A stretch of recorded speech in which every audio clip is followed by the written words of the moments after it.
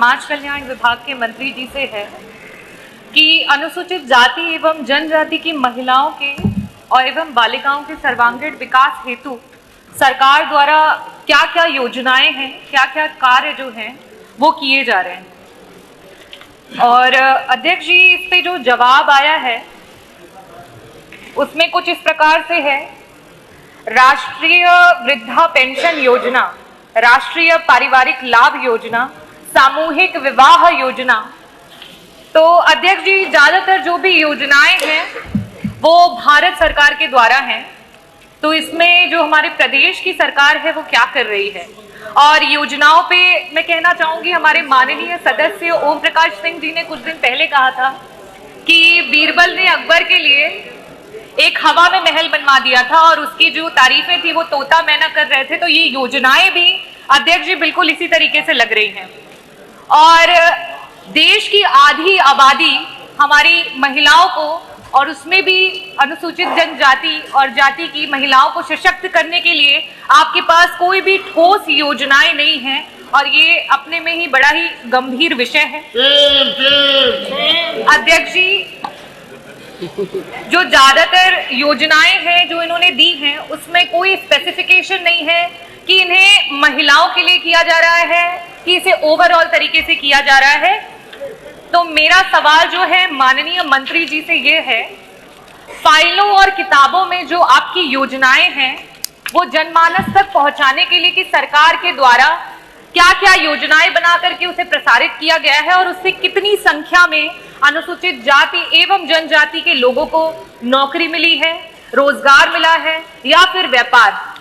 साथ ही साथ मैं मंत्री जी से ये पूछना चाहूंगी कि इन्होंने कई सारे आश्रम पद्धति विद्यालयों का भी इसमें डिस्क्रिप्शन दिया है, तो इसमें कितने ऐसे विद्यालय हैं जो आपके द्वारा जो है स्थापित किए गए हैं, वहां पे कितनी संख्या में जो बच्चे हैं वो पढ़ रहे हैं।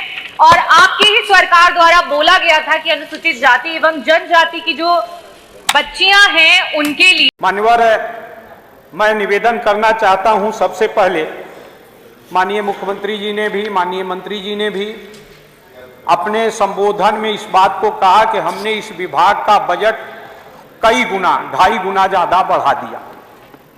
मान्यवर, 2.5 गुना ज्यादा बढ़ा दें और अगर उसका सदुपयोग ना हो तो वो किस काम का।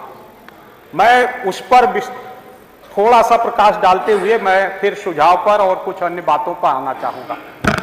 मान्यवर, चिकित्सा शिक्षा अनुदान संख्या 31, जिसमें मान्यवर 16-17 में कुल 13 राजकीय महाविद्यालय थे, 6 संस्थाएं थी, इंस्टीट्यूट थे, बड़े बड़े बनाए गए थे। 5 जिला चिकित्सालयों को मेडिकल कॉलेज में परिवर्तित करने का निर्णय लिया गया था। 2 चिकित्सा विश्वविद्यालय थे। उस समय उस विभाग का 16-17 में जो बजट था 4,741 करोड़ और व्यय जो हुआ वो 4,091 करोड़। मान्यवर, आज जब माननीय मंत्री जी ने कहा कि हमने संख्या बढ़ाकर 45 कर दिया, हालांकि अभी 35 हुए हैं जिनमें हम MBBS की सीटें प्राप्त कर चुके हैं, लेकिन 14 निर्माणाधीन हैं जिसमें अभी हमें समय लगेगा उसमें सीट प्राप्त करने में। लेकिन उनके बावजूद भी हमारा जो बजट था जो 21-22 तक तो पूरी तरह से वास्तविक बजट आ गया। 21-22 से माननीय वित्त मंत्री जी, उस समय था 8,710 करोड़ और खर्च हुआ 6,460 करोड़।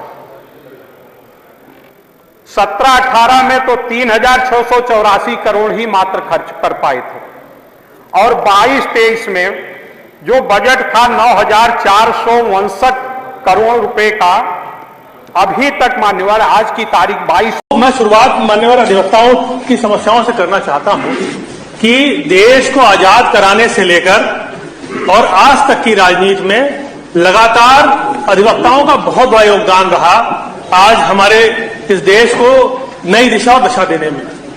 हमारे देश में हमारे महात्मा गांधी जी से लेकर सरदार वल्लभ भाई पटेल जी, राजेंद्र प्रसाद जी, डॉक्टर भीमराव अम्बेडकर जी, सारे लोग अधिवक्ता रहे और आज भी बहुत सारे अधिवक्ता हैं, लेकिन आज अधिवक्ता समाज अपने आप को बहुत उपेक्षित महसूस कर रहा है।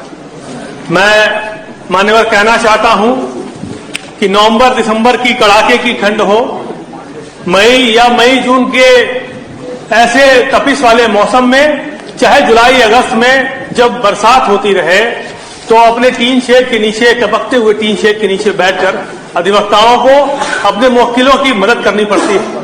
लगातार वो अपने मुवक्किल के लिए 12 महीना 24 घंटा खड़ा रहता है एक अधिवक्ता, और अधिवक्ता समाज आज अपने आप को बहुत उपेक्षित महसूस कर रहा है, क्योंकि जो तहसीलें हैं, जो कचहरियां हैं, आज वहां पर्याप्त चैम्बर नहीं अधिवक्ताओं के बैठने के लिए। मान्यवर, मैं कहना चाहता हूं कि आप कभी किसी कचहरी चले जाएंगे तो साफ सफाई देखेंगे, कोई साफ सफाई की व्यवस्था पूरे प्रदेश में किसी कचहरी में नहीं मिलेगी। मैं कहना यह भी चाहता हूं मान्यवर, कभी अगर आप शौचालय जाएंगे तो शौचालय खोजने पे नहीं मिलेगा, इतना खराब मिलेगी हालत शौचालयों की प्रदेश के कचहरियों की कि कोई जा नहीं सकता। महिला अधिवक्ताओं को जाने में बड़ी समस्या होती। मैं क्योंकि स्वयं अधिवक्ता हूं मान्यवर, हमेशा हम लोगों को देखना पड़ता है और अक्सर इस कठिनाइयों का सामना करना पड़ता है, क्योंकि अधिवक्ता समाज एक ऐसा समाज है जो रोज कुआं खोदकर रोज पानी पीने का काम करता है मान्यवर। तो हमने कई बार सदन में भी इस बात को रखा कि अधिवक्ताओं का कैशलेस इलाज होना चाहिए। 10 लाख तक रुपए मुफ्त, जिस तरह से कैशलेस इलाज होता है आयुष्मान योजना के अंतर्गत, उनको आच्छादित करते हुए 10 लाख तक का मुफ्त इलाज उनका अधिवक्ताओं का होना चाहिए। मैं इस बात को कई बार मैंने सदन में रखा मान्यवर। अभी एक ही अधिवक्ता की हत्या हो गई कुछ दिन पहले, उमेश पाल जी की।